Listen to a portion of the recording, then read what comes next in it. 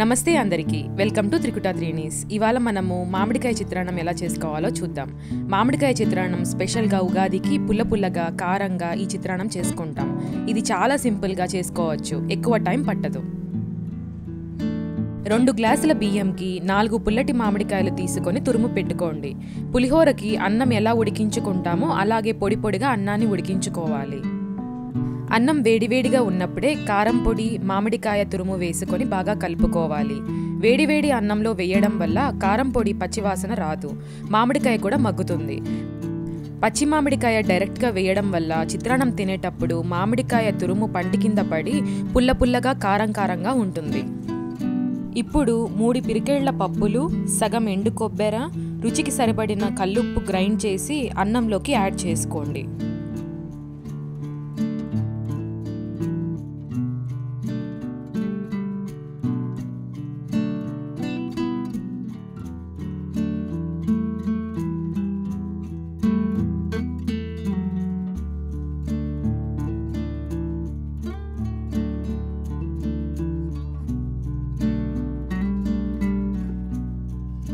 చిత్రాన్నంకి తిరువాత పెట్టుకుందాం.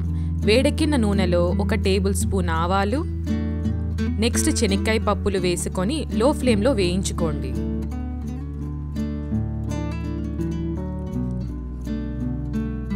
తరువాత శనగబేడలు, ఉద్దిబేడలు, పచ్చిమిర్చి వేసి వేయించుకోవాలి.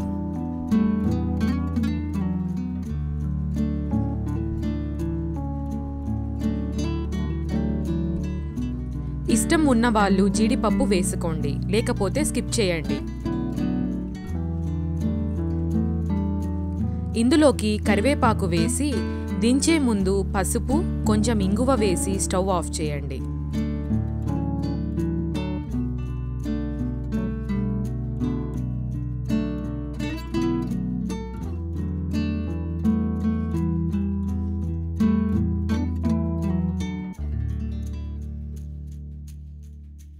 ఇప్పుడు తిరువాతను అన్నంలోకి వేసి బాగా మిక్స్ చేసుకోండి. ఈ చిత్రాన్నం 1 డే ట్రైన్ జర్నీలకు, పిక్నిక్ వెళ్ళేటప్పుడు తీసుకొని వెళ్ళండి. దీంట్లో పప్పులు కొబ్బరి వేయడం వల్ల ఉదయం చేస్తే రాత్రికి తినేయాలి. ఫ్రిడ్జ్లో అయితే 1 డే అంతా ఉంటుంది.